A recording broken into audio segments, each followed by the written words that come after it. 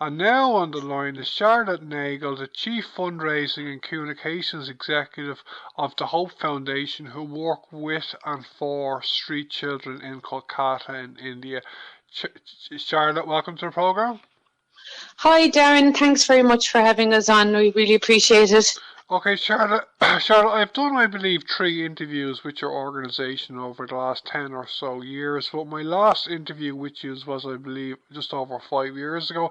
I got in touch with you today to talk about your fundraising work for Christmas this year and leading us into next year. But as soon as this is my first interview with you on Near FM in a few years, could you start off by reminding our listeners in Dublin, for those who don't know, about who the Hope Foundation are, a bit about your history and the work you do today, please? Sure, Darren. The Hope Foundation, we work with street and slum children and their communities in Calcutta in India. Kolkata, they call it now.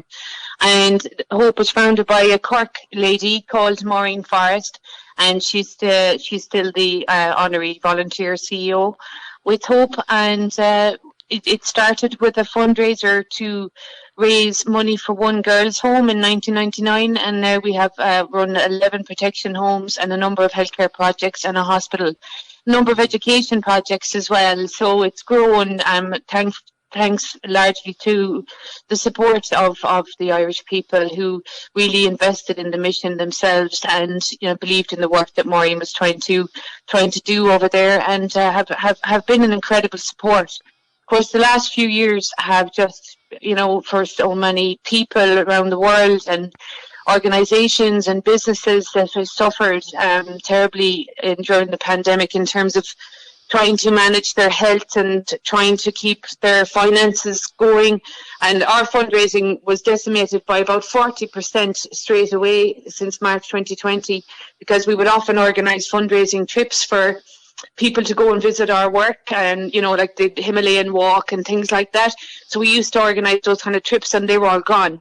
So we just had to kind of try and ride it out like everybody else and come up with new ideas and new solutions and new things that we could do. And then tragically, on the 11th of October last year, we lost our co-founder and director Geeta to COVID in India, and she was just 50.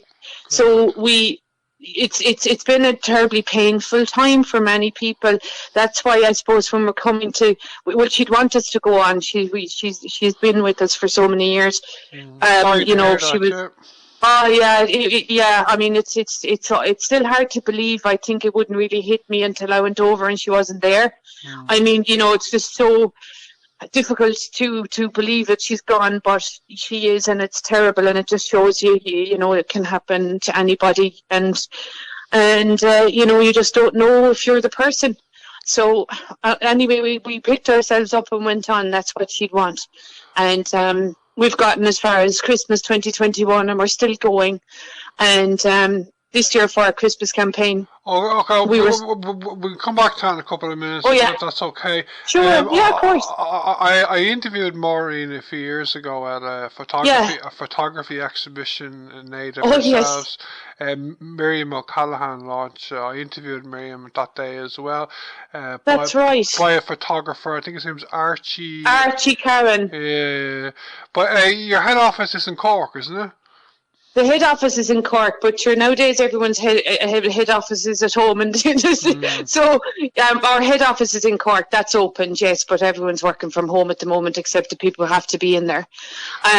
So yeah, that's where our head office is. Okay, I was looking at your website yesterday, and one area of work you cover in Kolkata that I wasn't aware of is with street children addicted to drugs. Can you tell me a bit more about this area of your work?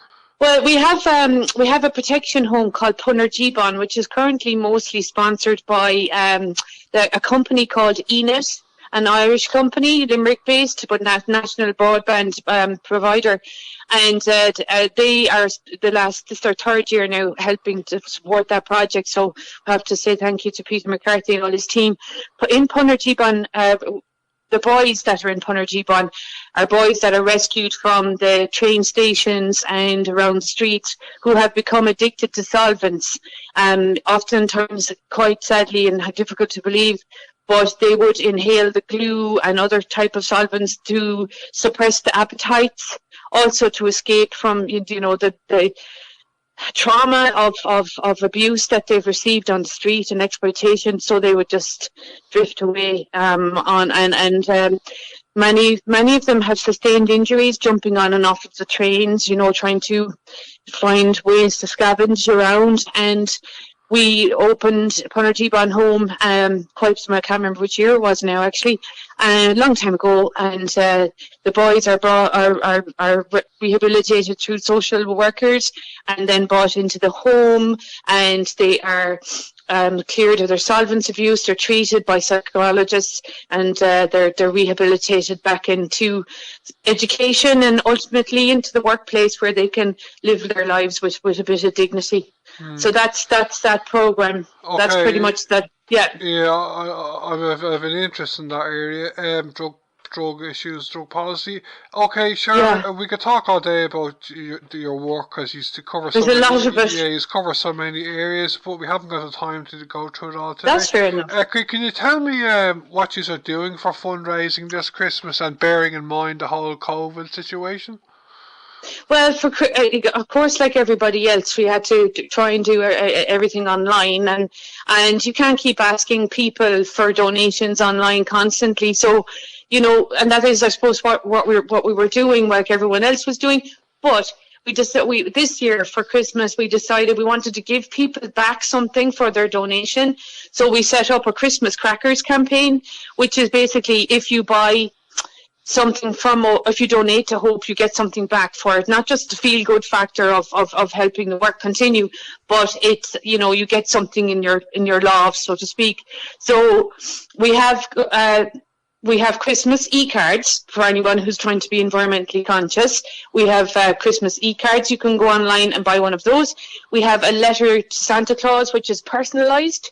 So you can type in all your little things you want Santa to say to your friend or your child, and that'll be personalised and sent to you with a lovely envelope and our poll stamp.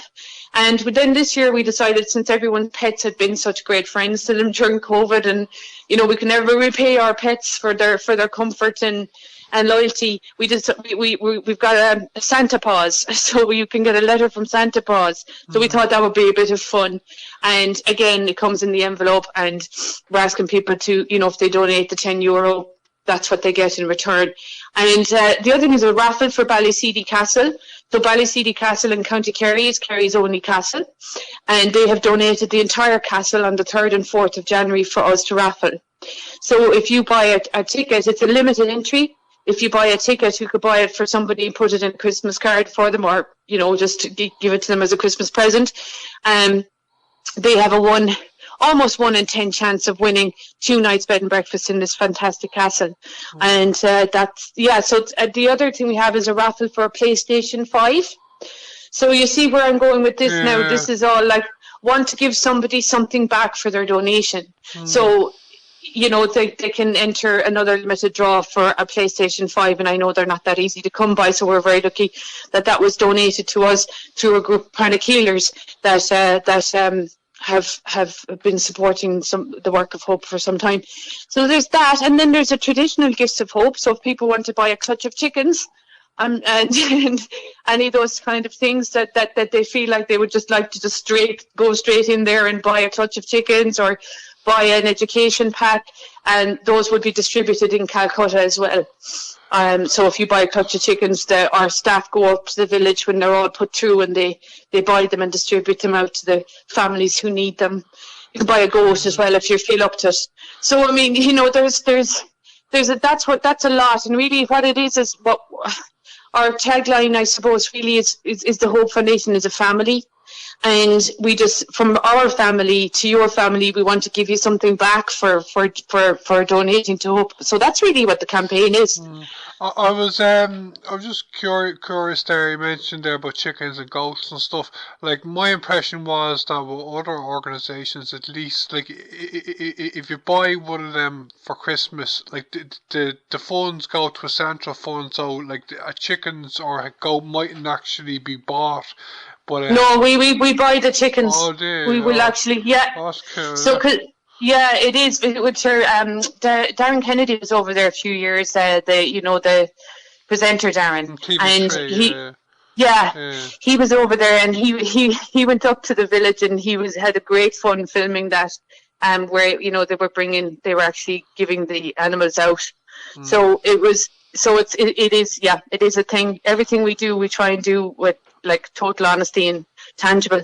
Okay, I won't keep much longer, Charlotte. No problem. I know you're very busy this week. It's good to be busy. Yeah, I love your idea of the personal letter from Santa. You know, that campaign is what inspired me to get in touch with you today. Oh, thank you for that. We did it last year because we know we couldn't do our events and we couldn't do backpacks and we still can't do those things. So we were trying to come up with something, that people could connect to, but a nice, we have volunteers who are coming in to do it, to help us with it and to make sure that the people get them and find. And it just did really well last year, so we said we'd expand it to doing the pets, because sure, we know we go mad over our pets.